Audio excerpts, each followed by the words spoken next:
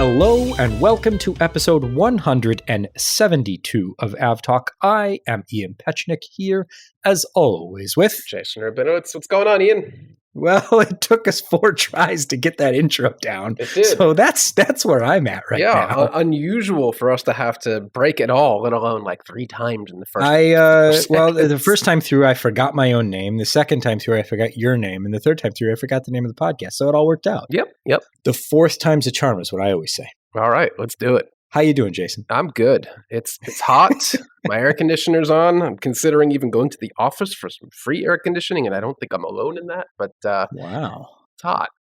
it is hot. Yeah, no, I mean it's a nice day here, but elsewhere it is decidedly not nice, or will soon be not nice. I've never been excited not to be somewhere, but I'm kind of glad that I'm viewing the Farnborough Air Show from very, very far away this year. Yeah, I won't be going to the Farnborough Air Show, but I will be in London during the air show. And every time I look at the forecast, the temperature just keeps going up and up and up. Let's see. I think now. The highest was 38 last time I looked. Yeah, Monday is a high of 96 American degree units, which is very high. What is that, like nearly 40? Nearly 40, yeah, 30, 39. It's not going to be pleasant. Yeah. 35 or 36? Okay. Not great. So the high went down, I guess, or maybe I was looking at the heat index. Yeah, you were probably looking at that. But yeah, thankfully I will hopefully be in a very air-conditioned office that whole time, if I get there at all. All right. Well, I wish you nothing but the best in your journeys. And anyone who is going to Farnborough, good luck. Or anywhere. Stay hydrated. Yeah, really. Yeah, if you're going anywhere. That's an excellent segue into our continued coverage of what we titled last episode, The Summer of Suck. It continues. It does continue. I mean, there's new bits and pieces, but the trend is roughly the same. It's not great flying right now. Airlines are struggling. Airports are struggling. There are myriad problems getting people from point A to point B, where they need to be, when they need to be there. And we continue our coverage with some interesting and novel problem solving. And this comes to us from Icelandair. So as we've covered, I think, over the past month, almost 2.5 months now, Schiphol Airport in Amsterdam has been, I don't want to call it a disaster area, but it has been extremely difficult to fly into, out of, or through the airport in Amsterdam. And Icelandair came up with a novel solution to ensure that their flights are operating on time, because one of the issues has been baggage handling. So Icelandair, since last Friday, has been flying in 2 of its own baggage handlers on every flight to Amsterdam to ensure that the bags are loaded and the aircraft departs relatively on time. Yeah, that's quite the novel situation. Typically, when you have airline employees tagging along on flights, they're like mechanics because they're flying to some far-flung exotic location like the United Island Hopper on the 737. If you break down on one of those islands, you're going to want a mechanic with you. Typically, you don't need to pack your own ground handlers. So this is, I'm sure it's been done before, but this is a desperate move to bring back some sort of operational reliability here for Icelandair. So hats off to them, because I've definitely seen that anyone checking a bag that happens to go through Amsterdam, it's just not happening. So even if Icelandair brings their own baggage handlers into Schiphol, there's no guarantee that there are bags there at the side of the plane for them to load. They might be stuck somewhere else in the system. But good on them for going well above and beyond the bare minimum here to get something done. Yeah, I mean they were just having such a tough time that I don't know who at the airline came up with this, but I mean I think it's, if this is in fact helping, which it seems to be since they've continued to do it since last Friday, this seems like a great idea and really a novel approach to making sure that the aircraft leaves on time. Because with Icelandair's schedule, aircraft goes out, aircraft comes back. If the aircraft doesn't come back, it then can't go out, and it's one of those cascading delay situations. Anything they can do, good for them. Yeah, especially at Amsterdam, which continues to be one of the worst bottlenecks in the global aviation system right now.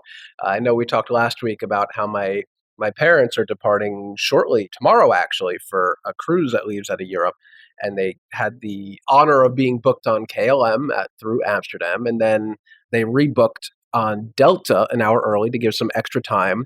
But then KLM canceled sort of their connecting flight out of Amsterdam. But they didn't tell anyone, really. And I tweeted about this earlier today, where KLM is really not even going beyond the bare minimum here of trying to make its irregular operations less of a pain than it needs to be. So basically what they did is Amsterdam put the cap on the number of flights, and KLM has to cancel thousands of flights. Unfortunately, my parents were booked on one of those flights, but while KLM canceled the flight, they didn't update the schedules that gets distributed to pretty much everyone, including Flight Radar 24. So if you look at the status for their flight, it's still shown as operating and scheduled by everybody except for KLM. And had my dad not just happened to go look at their reservation, he probably wouldn't have known that the flight was canceled and would have been way later in getting rebooked to an Air France flight through Paris. Thankfully, there was still an option. But really, another one of those circumstances which goes to show, be more prepared than you have ever been before. Definitely make sure that the airline has your contact information. There's a chance that if you booked on an OTA like Expedia or Kayak, that the airline might not have your direct contact information, and you might not be notified when something changes, even if you use flight tracking apps. So go out of your way and keep an eye on your flights this summer. Yeah, I fielded a few questions from people asking, should I book travel? And my answer lately has been No. Maybe not if you don't have to. But the one thing I have recommended to people is do not book on an OTA. Book directly with the airline and make sure that all of your information is available. Fill out all of those. Text me if anything happens. Fill out all of that. Email me if anything happens. Because like you said, airlines are doing a lot of things to try and manage this.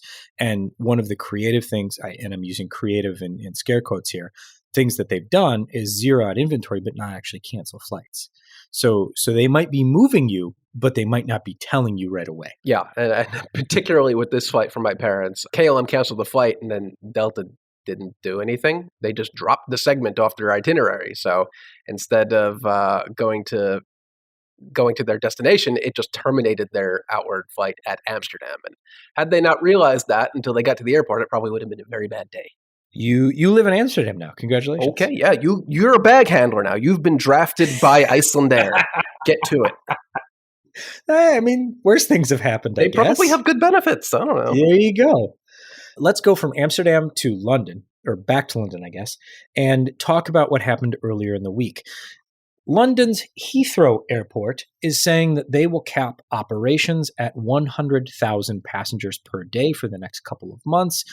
That brings the stress on the airports down a little bit, but our good friend Seth Miller notes that there's a hitch. So airlines to meet that cap or get under that cap can either cancel flights or just have fewer passengers on their existing flights. Seth, and I think most of us would agree that canceling some of those flights and having full flights for the remaining flights are the most economic choice for the airline and what makes the most sense as far as having the number of flight crews and cabin crews and ground crews and all of these things, because you're handling fewer flights. The regulators in the UK said, well, that's all well and good, but the slot rules for Heathrow still apply. So you need to use 80% of your slots, or you risk losing those slots. As we've talked about before on the podcast, slots at London's Heathrow Airport are among the most, if not the most coveted slots in the world. Airlines have traded and begged and borrowed, and I don't want to accuse any specific airlines, but some have probably stolen to get slots at Heathrow Airport. So for them to say, well, you need to use them all or or you're going to lose them, you're going to end up with not necessarily fewer flights, but fewer flights total, but not as few as would be economically sensible. Yeah, this whole thing is ridiculous. And this has been an ongoing theme for years now, all throughout COVID, with landing slots, especially at Heathrow. Here in New York, we have two slot-controlled airports, and really it seems like we've worked around most of those issues. But the regulators in the UK, they are just being incredibly inflexible, but at the same time, mercifully going after the airlines in Heathrow for their poor performance, but not letting them cancel flights at the same time. None of this makes any sense, but honestly, I'm just surprised there's anyone left in the UK government to tell them they can't cancel any flights. I thought everyone quit last week. I think these are civil servants, so Okay. they're sticking around. That's Yeah, good. I don't think that's a problem here. But it's just one of the, it's like Why? Why are they being so inflexible here? This helps nobody. the lack. Yeah, I get. Is it institutional inertia? Is it, I don't even know what you would call it, but the lack of flexibility here in order to ensure that people buying airplane tickets and traveling, airlines operating flights are doing their best to make everything work. And they're saying, no, this would be an easy thing to do.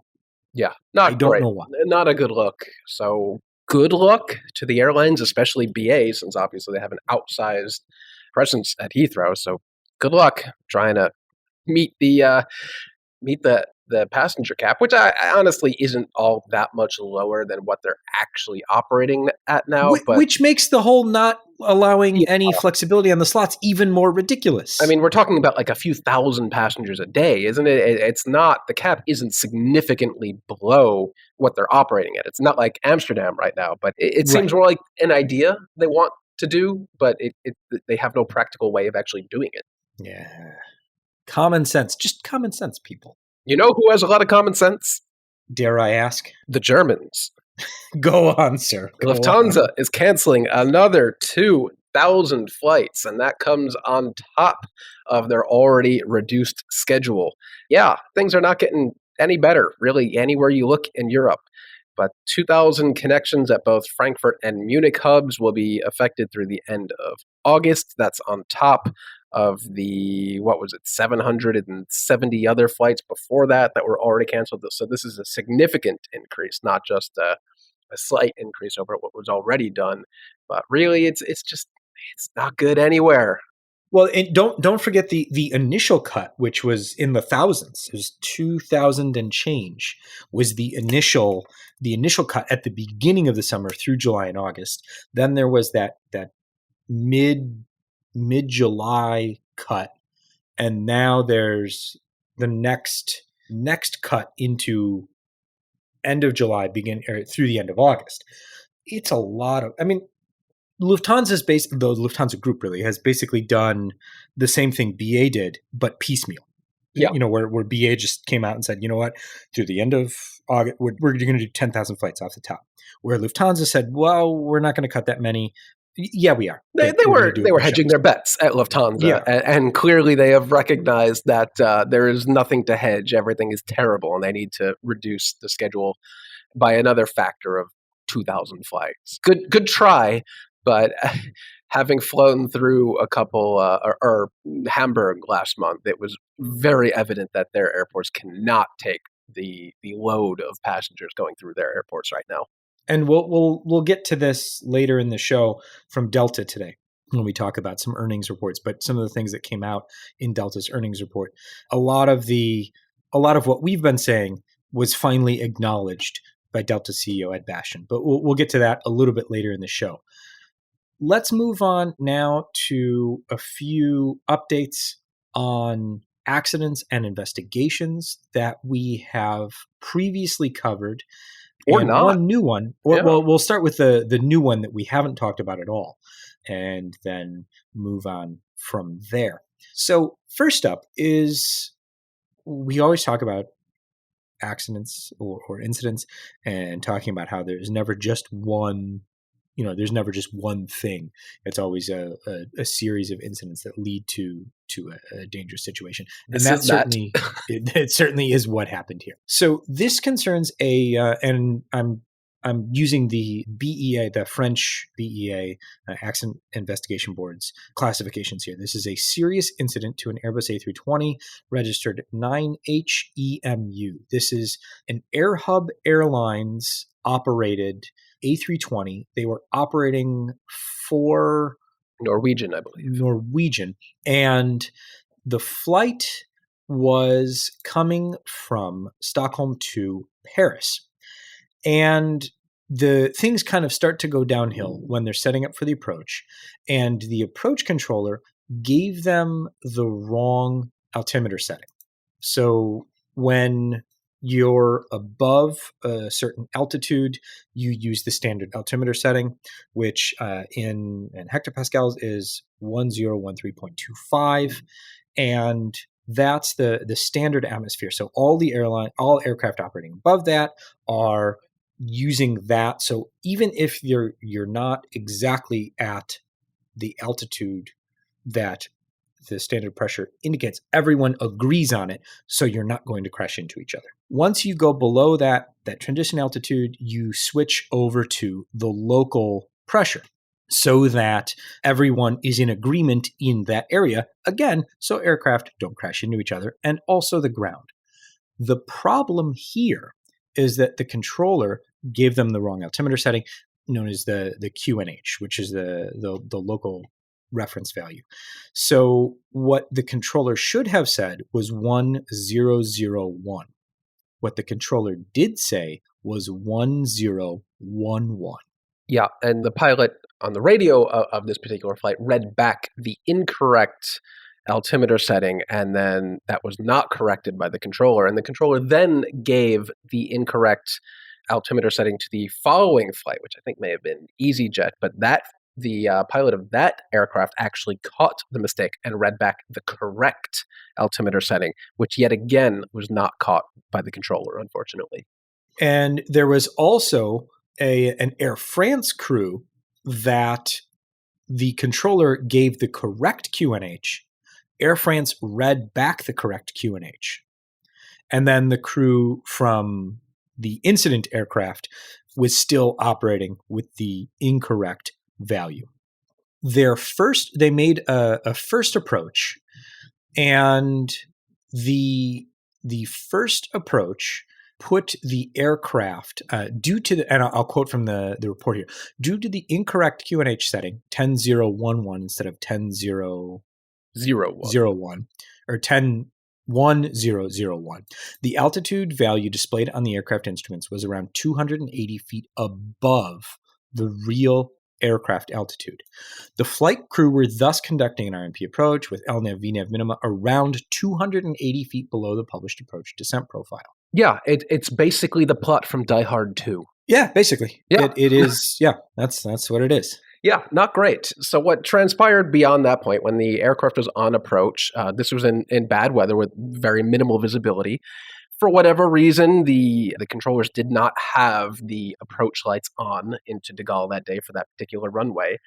And as the aircraft ascended through a rather dangerous altitude, we'll get to that in a second, something called, I guess you would say MSAW, I'm not sure how to pronounce the abbreviation, but MSAW, the minimum safe altitude warning, was displayed to the controller at De Gaulle, or I'm not sure if this was on the De Gaulle's controller or the approach controller, but the minimum safe altitude warning was displayed to the controller, who didn't really convey the urgency of just how serious that warning is to the crew.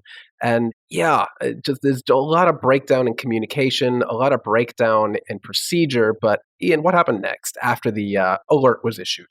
So after the alert was issued, it took the controller 9 seconds to ask the AirHub crew if they were okay.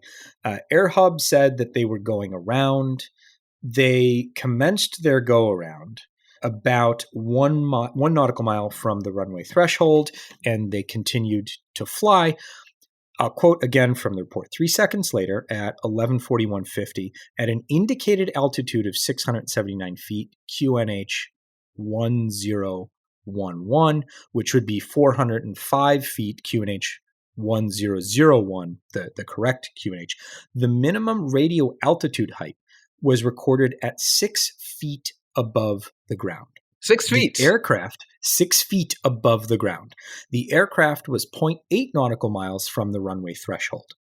At the same time, the captain moved the thrust levers forward into the toga detent, and then the aircraft began to climb. Yeah, 6 feet means if I were standing in that spot, the aircraft would have hit me in the head. That is how low the aircraft was and how close it was to impacting the ground. There were a couple of minimum safe altitude warnings issued. There was a delay between the flight crew hearing these or being told of these warnings and activating toga, the takeoff go around mode. Most concerningly, and this is called out by the investigation here by the BEA, for some reason the terrain altitude warning system did not activate on this approach, which is something they're definitely going to want to look at. So basically, the only warning this crew had that they were dangerously low and nearly impacting the ground was the controllers, the ATC side's warning system, the aircraft's own alert system, TAWS, terrain awareness warning system, or the acronym escapes me at the moment. Yeah, me too. The thing on the plane that the radio altimeter should be using to alert the crew that, hey, you're about to hit the ground, didn't activate. That's not great. The BEA goes on to say that they're looking into the triggering of radio altimeter auto callouts in the aircraft, the settings and configuration for MSAW at CDG, the MSAW phraseology used by the air traffic controllers, which was definitely not up to standards, the flight crew air traffic controller training and procedures, additional ground and onboard systems to prevent controlled flight into terrain during approaches, all sorts of other things. Basically, sheer luck saved this flight from being flown into the ground. Maybe not luck, but impeccable timing that the crew decided to go around exactly when and where they did. This should have been, and probably could have been, extremely bad. And we didn't know about this really until the BEA published this report this week. Yeah. So 2 things: terrain alert and warning system. Thank you. So, or terrain awareness and warning system is the generic name. The one that we're more familiar with is Honeywell's branded name. Yes. And this, I didn't know that this was a Honeywell branded ground proximity warning system or enhanced ground proximity warning system. I didn't know that was a brand issue. I didn't either. You learn something new every day. Okay. That is what I have learned today. The interesting thing about the first approach, and then we'll get to the second approach in just a second. The first approach, the controller could not see the aircraft, could not physically see the aircraft. There was no visual connection between the controller and the aircraft because of the poor weather. So that's another, I mean, the kind of the mistakes compounding themselves. And then that little bit where they just couldn't see the aircraft, because if they had been able to see the aircraft, I'm sure they would have said something there. So a few things there. So the aircraft climbs, they're still operating with the incorrect QNH. So everything that just happened in the first approach is going to happen again. And the aircraft circles back around. The aircraft lines up again. They had not switched on the approach lights. The second time around, they switched on the approach lights. They come back. The controller says, "You're a little low. Are you okay?" And then the pilot understands, because apparently the visibility had improved ever so slightly because they got another terrain warning. The pilot said, "No, we can see where we're going now." And they landed fine on the second approach. Yeah, as Jason said, this could have been so much worse. Yeah, this could have been, well, as bad as it gets. It would have been controlled flight into terrain because of one little setting that unfortunately a number of people did not catch. And yeah, I understand that when you're reading back something like that to air traffic controllers, they're probably just assuming you got it right, especially something like the altimeter setting. It's such a minor thing, but turns out it's really not minor. It can be really, really not minor. And there's lots of recommendations by the BEA, quote here, Whereas in the short time span of this event, 2 controllers did not notice the readback of an incorrect UNH, whereas MSAW system, when available, can be considered as one of the last barriers to avoid controlled fight terrain, whereas MSAW phraseology was not used and the QNH information was not repeated. Then they go on basically to say that ensure that without delay that controllers actually reply or get the right phraseology and make it very clear to the pilots that that alert has been issued and something is wrong, not to take 9 seconds and ask, are you okay? So lots of, let's say, retraining. Maybe not retraining, but lots of Modifications. Lots of brushing up on procedure will need to be done. I think the interesting thing here is, the problem that call sign confusion or the work on call sign confusion, all that work has gone into is basically the same thing here, where the difference between 1011 or 1011 and 1001, I mean, they over the radio, they sound close enough. And if they're confused, once you can go back and think, okay, I heard what I heard, or I didn't hear what I didn't hear, and without asking for clarification, because you think you heard what you heard, you end up with an incorrect setting. It's an easy mistake. And problems. So I'm very glad everything ended well. This is one of those things where the investigation into an incident is so thorough. Whereas we could just sit here and go, well, they heard, 1011 when they should have heard 1001.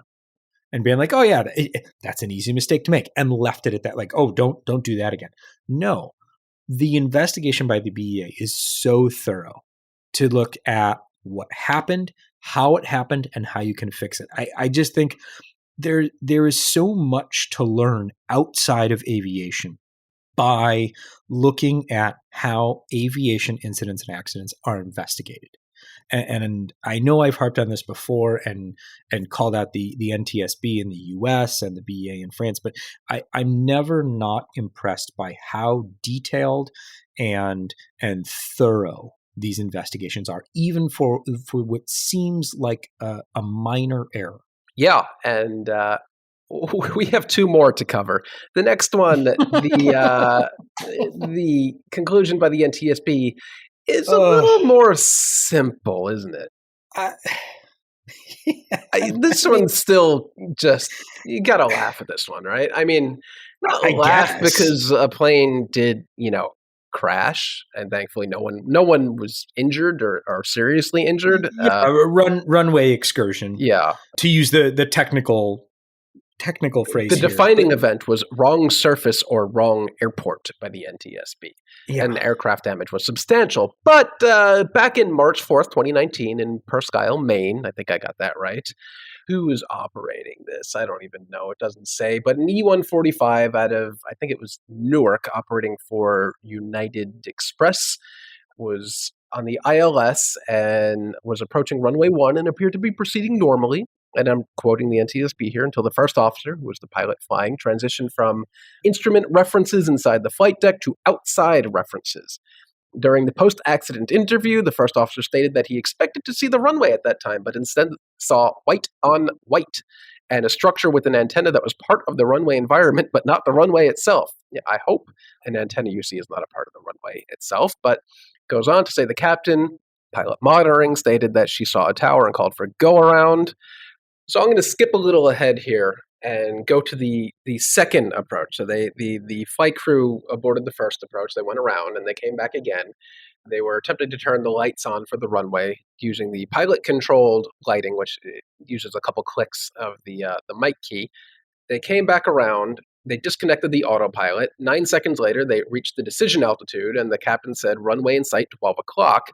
But then the first officer said, I'm staying on the flight director because I don't see it yet.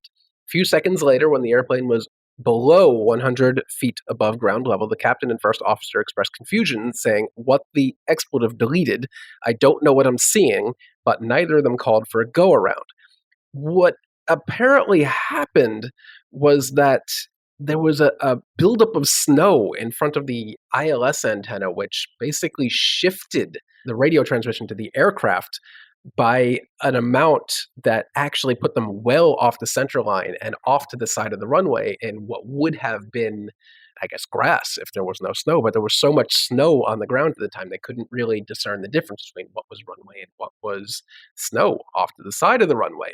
And it's just a really weird localizer misalignment thing that they said the ILS localizer and glide slope revealed that the localizer was out of tolerance by about 200 feet to the right. After the accident, the airport conducted snow removal operations in the area around and in front of the localizer array, and they discovered snow depths that range from about 2 feet to 5 feet. After the snow was removed, a flight check determined that the localizer signal was in alignment. And then it goes on to talk about how, well, the airport wasn't clearing any snow away from the ILS localizer because nobody told them to. Just one of these really, really weird procedure things where the local airport authority didn't know they needed to clear the snow out of the localizer area because nobody had reported any issues, and they weren't going to do it unless someone from the FAA center, probably in Boston, told them to do it. Just a really, really strange accident here, caused by nothing but a couple feet of snow. I mean, to be fair, and the NTSB does address this, the captain of the aircraft had a lot to do continuing the approach, even though they should not have. Yes, and I think that's what I mentioned earlier, where they said they couldn't actually see the runway, but they continued below the decision altitude anyway and attempted to make the landing, which wasn't even on the runway because they couldn't see where the runway was. But just some very odd circumstances there about snow removal procedures around critical infrastructure like the ILS localizer. And to note, as always, with the BEA report and this report and the next one we're going to talk about, they will be in the show notes if you enjoy a little light reading. The BEA report, I think, is a little over a dozen pages and nearly 24 pages, and the NTSB report in this case comes in at a brisk 23. So by no means the longest reports we've ever seen. Let's go over to the UK and talk about their AAIB and discuss an incident we covered right after it happened back in April of 2021. We didn't know much at the time. We knew there had been an accident with this aircraft. The AAIB's final report is now out. And Jason, explain this one to me as if not if I'm a 5-year-old, maybe 3.5, 4 at best, because we're talking about an aircraft that is being designed to operate on a hydrogen fuel cell. Yeah. And that's not what caused the incident. No, I will explain it to you in words that I can read off the AAIB report that I'm just learning as I go as well, because it turns out there are not many experts in the field of hydrogen battery electric aircraft flight testing right now. But this one... Not yet. Not yet, but the AIB had a lot to say about this particular accident. It was a Piper PA 46-350P registration G-HYZA, which is owned by Zero Avia, I think. It is their hydrogen test aircraft. And they have a lot to say. Was Because it doesn't have a wing and it crashed now, but maybe they'll patch it back up. But what happened basically is it's an electrically powered aircraft with electrical power from hydrogen fuel cells. It suffered a loss of power to the electrical motors, and that that eventually led up to a forced landing, which severely damaged the aircraft, though the crew thankfully was unharmed.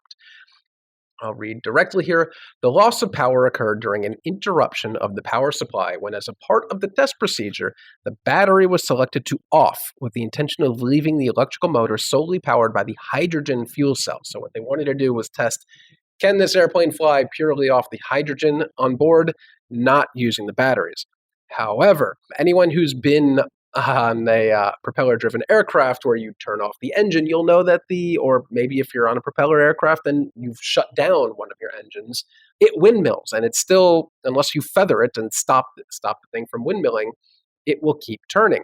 What happened here is during the interruption, their planned interruption, the windmilling propeller on the aircraft generated enough voltage that it was high enough to operate the inverter protection system. Basically, it backfed voltage into the system, and the inverter protection locked out power to the motor. And the pilot and the observer were unable to restore the system and restore electrical power, which basically meant they had a total loss of propulsion and they couldn't restart it. The AIB goes into saying these factors contributed, maybe not led, but contributed to the accident. And the list is a doozy, and it does not look good for this particular company. But I'll start from the top, I'll be quick. Sufficient ground testing had not been carried out to determine the effect of back voltage from a windmilling propeller on the inverter protection system. The emergency procedure to clear an inverter lock out after the protection operated was ineffective. An investigation had not been carried out into previous loss of power resulting from an inverter lock, which occurred 3 flights prior to the accident flight. Risk assessment had not been reviewed following the loss of propulsion on 2 prior flights. Ad hoc changes were made to the flight test plan last minute, including the position where the electrical power source was switched without the knowledge of, and I'm quoting here, the competent person. The competent person's involvement was restricted in a number of areas that it probably shouldn't have been. The project tempo, they say, was too fast. Other work commitments and restrictions because of COVID at the time impacted the test. And this is my favorite one. The operator's chief executive and flight test director took on day-to-day management responsibility for much of the program. However, neither individual had the necessary safety and flight test experience for that role, and their focus was primarily on meeting key project targets. Nothing good here. A lot of bad news. Very bad look for this company that basically they were running a very seemingly dangerous flight test program. I mean, the balance of the factors contributing to the accident are basically saying, to me at least, you're moving way too fast and you're doing it wrong. And It led to this aircraft crashing into the ground. Basically, yeah. You're going too fast. You don't have the right people doing the right things. And you haven't addressed problems that have come up in prior flights without reproducing those problems in the next test flights. So nothing good here. Nothing good happened. Nothing good. Again, this run is in the show notes. And this is one of the things where you start reading and you're like, oh, okay, that's interesting. I hadn't considered that, but I'm not building hydrogen-powered electrically switched aircraft. And then it gets into the people who are running the show have also no idea what's going on here. And that gets very concerning very quickly. Yeah, that's problematic. Okay, where do we go from here? We go over to Boeing. The FAA is mandating action regarding the Boeing 787, and this is separate from all of the quality build issues, but it is not, Jason, separate from a lot of the issues that have been addressed in this particular system in the past. And you noted this quite well, good sir. Yeah, thank you. The 787 has some odd history with the firefighting system on board, dating all the way back to 2013, when a wiring fault could lead to an improper discharging of fire suppressant into the wrong engine, which is not great. So if there was a fire in the left engine and one of the flight crew tried to discharge the fire extinguishing bottle into the left engine, it may have actually done that into the right engine. And then you possibly have an engine that's on fire and then an engine that doesn't work at all because you've used the fire extinguishing bottle. That was 2013. 2019, fire extinguisher switches failed in a small number of instances. And then again here in 2022, which I don't know, maybe it's related to the 2019 incident, FOD, that's foreign object debris, in the fire switches could lead to failure of or uncommanded activation of the fire switches. Not great. It just seems like such an odd thing, an oddly specific thing to keep having issues with, in a particular system that you really don't want to have issues with ever. No, when you have a fire on board an aircraft, one of the most serious things that can happen, you want to be able to put that fire out as quickly as possible. Not having working fire protection is not great. Nope. And I'm using not great here as I don't even know what you would call it. Understatement? Yeah, but Boeing is on it. Understatement? Boeing is on it. The FAA is on it. The airlines are on it. And hopefully this is a non-issue in a very short period of time. Yeah. This is one of those things where it's a problem. We saw the problem. We're fixing the problem. A problem that may not be fixed in short or ever is the 737-10 MAX. The Boeing is facing an end of the year deadline, or roughly the end of the year. I forget the exact date in December. But the 737-10 MAX needs to be certified by a certain date at the end of December, or Boeing needs to add flight deck system changes that include a crew alerting system. So basically NECAS into the MAX 10 if they don't have it certified by the end of the year. In an interview with Aviation Week last week, Boeing CEO David Calhoun said, the Dash 10, and I'm quoting here, the Dash 10 is a little bit of an all or nothing. I think our case is persuasive enough that we get there. This is a risk I'm willing to take. If I lose the fight, I lose the fight. And the Aviation Week editors that were interviewing him followed up, said, so you would not build the Dash 10 in that case, saying that if it's not certified by the end of the year, Boeing will just walk away. Calhoun says, I think we'd end up having to face right into that question.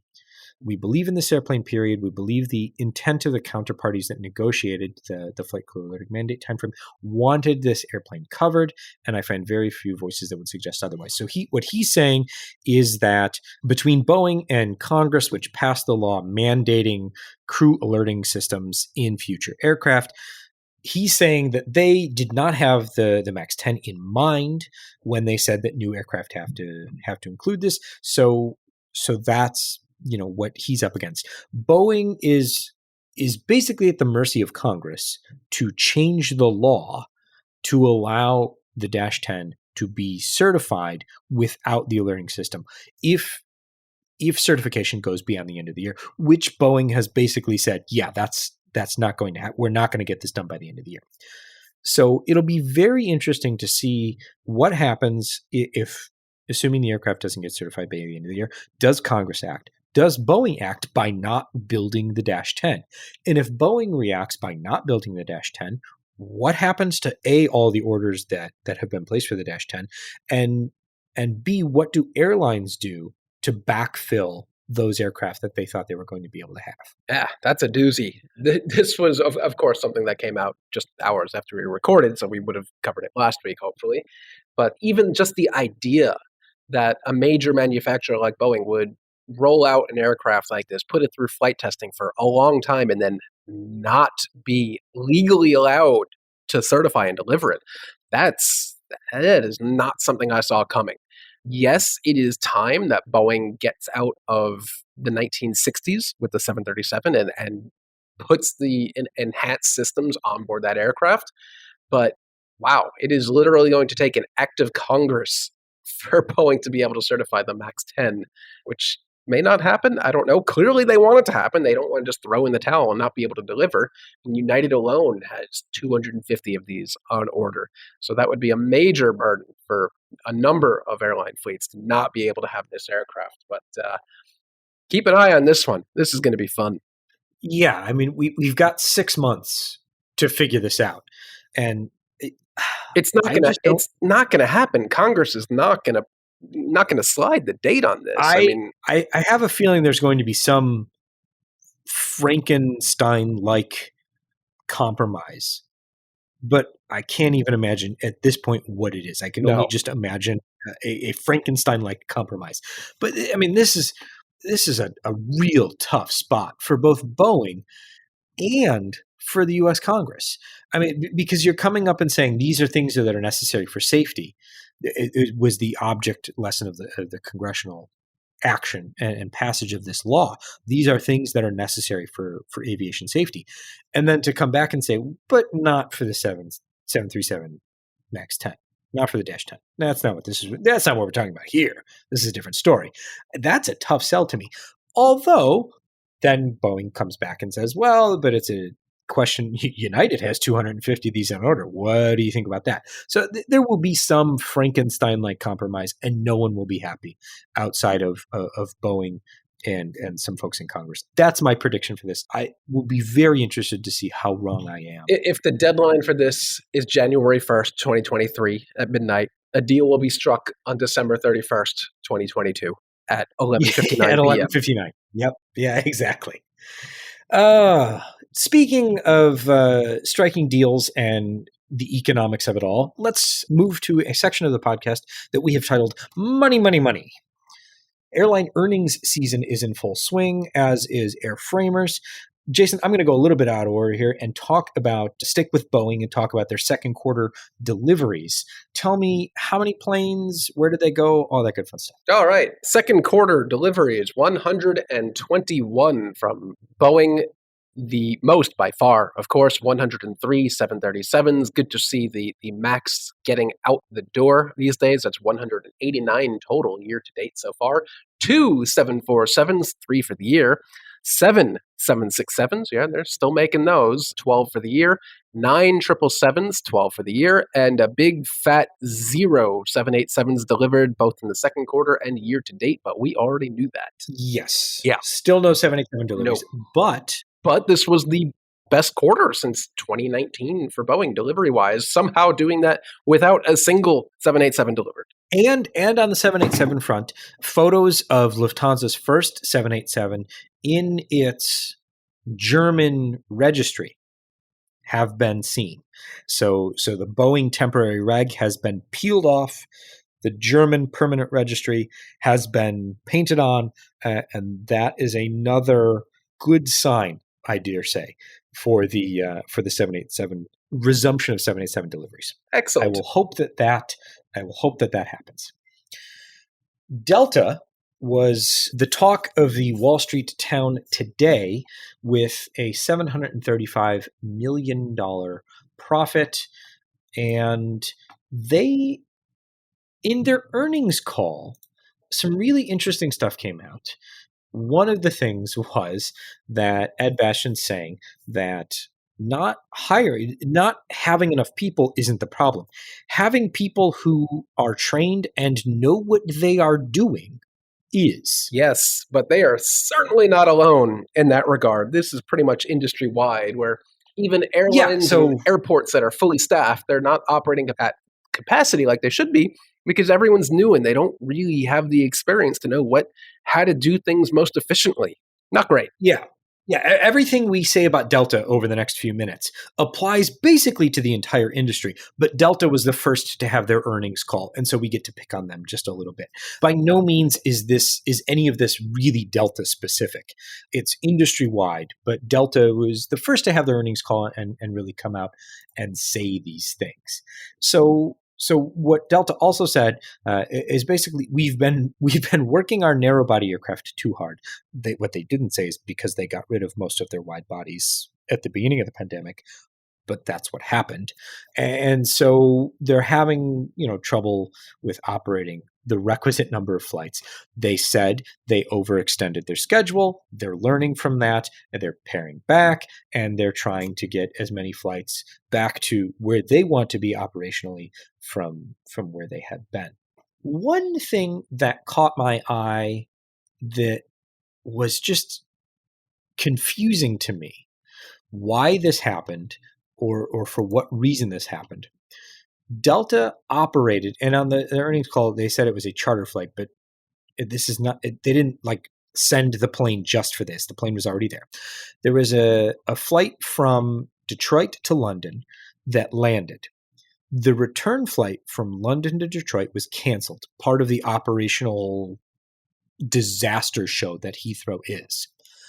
Instead of flying the passengers back to Detroit, they loaded up 1,000 bags that were supposed to be already in Detroit or elsewhere from London, because the operation has gotten so bad that there were 1,000 bags left at Heathrow. And they flew those 1,000 suitcases to Detroit and then onward from Detroit to wherever they were supposed to be. My question, I guess, is they were just going to leave them otherwise? I guess there are. This is a weird thing. Yeah, you can rebook passengers, but if the plane's there, why would you do that? You can get the bags back to Detroit in other ways. Spread them over other flights, but it was just the whole thing didn't make any sense. And the way that it came out on the earnings call was they were bragging about it. We chartered a flight, just to go get this back. No, that's not what happened. The plane was there. You canceled the flight. People were reaccommodated on other flights, which I'm not sure why. Then you used that aircraft to bring the bags back when they should have been brought back anyway. I don't understand. Prioritizing bags instead of passengers and then bragging about it. That's a weird flex. I just didn't understand. Let's see what else we've got going on. So this was a fascinating example of things that are old, are new again. Jason, tell me about the McDonald's coffee, but this time it's hot chocolate on an airplane. So yeah, there's this story from decades ago that many people don't actually fully understand. The infamous McDonald's hot coffee incident, where people think, oh, some woman carelessly spilled coffee on herself and sued McDonald's and won millions. But that's not really the full story, not at all the full story. What actually happened was that McDonald's was knowingly brewing coffee far hotter than it needed to be, and this poor woman had like third-degree burns all over herself, and she ended up suing McDonald's in that case, and won, rightfully so. We have here a case of an 11-year-old boy who was burned by hot chocolate on an Aer Lingus flight recently and was awarded a settlement in the High Court of £66,000, which is Euros, sorry, not pounds, euros.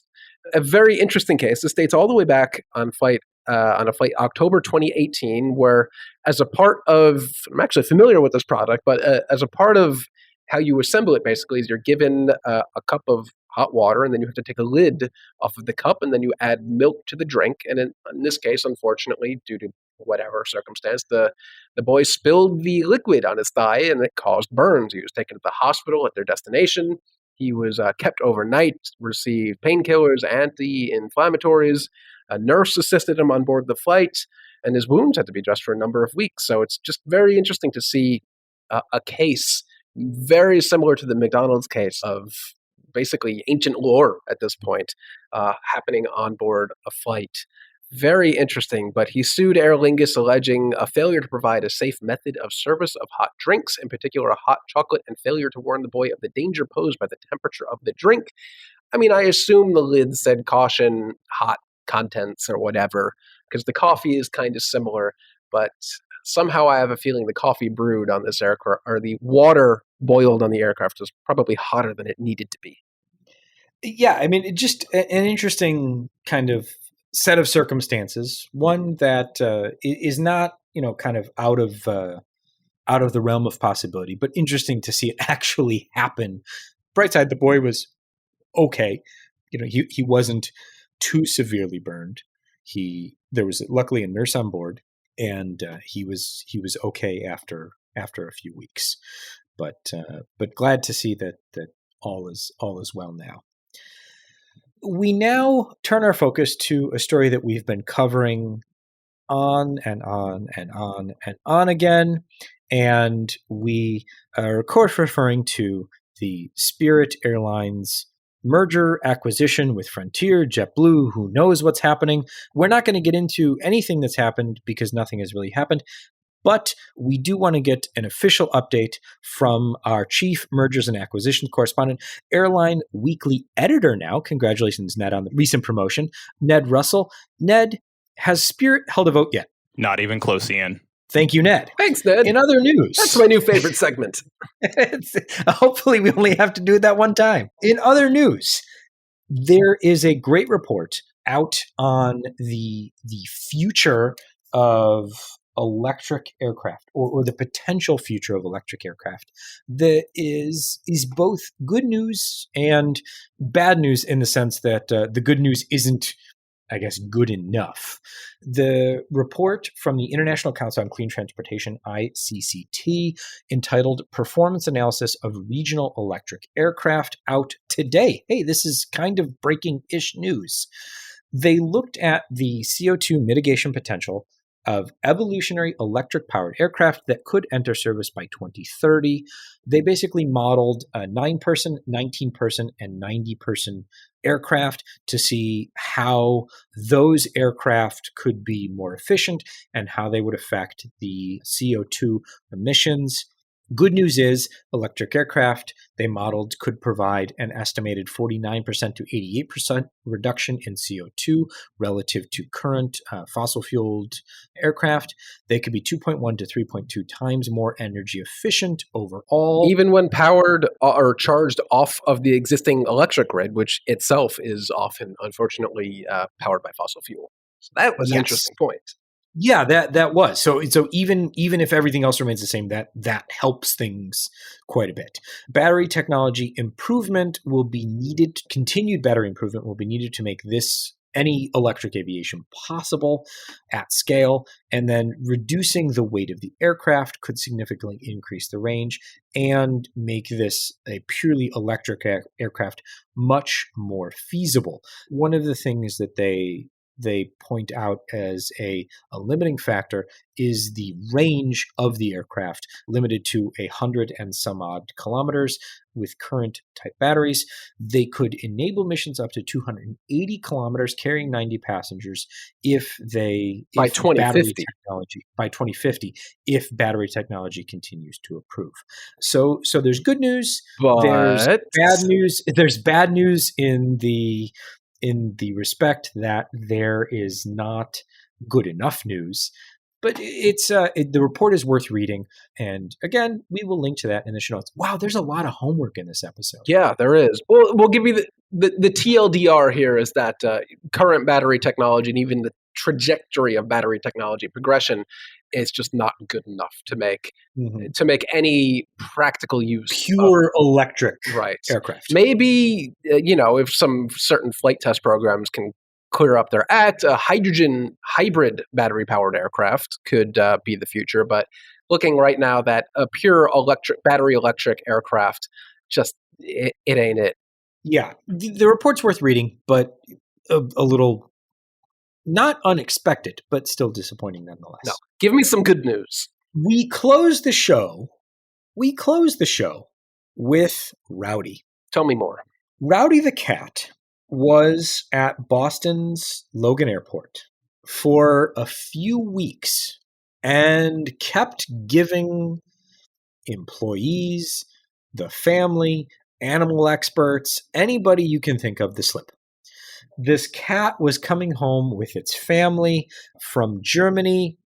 Lufthansa landed in Boston. The Lufthansa flight landed in Boston. The cat escaped and went chasing birds. As one does. Let's see. They had Lufthansa personnel. They had construction workers at the airport. They had animal welfare folks. They had wildlife cameras. They had non-injurious traps. They kept finding the cat. The cat could never be caught. Now the cat has been caught and is reunited with their owners and their family. So Rowdy, you had a good run. It was fun while it lasted. It's time to go home. All right. Good for Rowdy. Good for the owners. This happens every now and then. You typically, when someone is taking a cat through security, since you have to take the cat out of the carrier and walk through the metal detector, and at that point the cat might see a bird. And I'm looking at my cat right now, looking out the window at a bird, and I'm sure if the door was open, she would love to go out there and attack the bird. But I think I remember a case at JFK a couple years ago where a similar situation where a cat got in the rafters and was on the loose for weeks and weeks until it just decided to do what cats do and say, okay, I'm done. Yeah, I mean, when the cat decides. And that's exactly what happened here. The cat just was like, okay, I'm ready to go home. Yep. And that's exactly what happened. That's our show. That's the podcast for the week. That was a full show. I am either sorry about all the homework or you're welcome in case you were looking for something to do over the weekend. In any case, if you are listening and are off to Farnborough, good luck. Stay cool, drink lots of water, which is really good advice whether you're off to a sweltering air show or not. Everyone, thank you so much for listening. This has been episode 172 of AvTalk. I am Ian Petchnick here, as always, with Jason Rabinowitz. Thanks for listening.